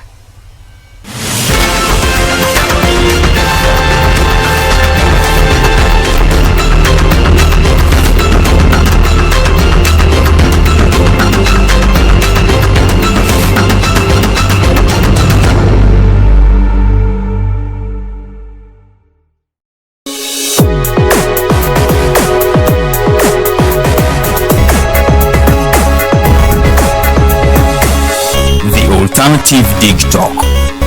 Real issues, real talk. Have you read a book that makes you want to shout the title from a rooftop? If you haven't, then here is that book. The Evolution of Constitutional Law, Public Law and Government by retired Justice Professor George Wilson Kanyehamba. Renowned Kenyan jurist and panelist Professor P.L. Olumumba and many other amazing speakers will grace the event. Do not miss the book launch on March 26, 2021, 2 p.m. at Imperial Real Hotel. The ticket comes with a book, all this at just 200,000 shillings. Call 0702 9000 76 or 0783 04 7785 to get the book or follow up on the launch. This event is organized by Alternative Digitalk in partnership with retired Justice Professor George Wilson Kanyehamba.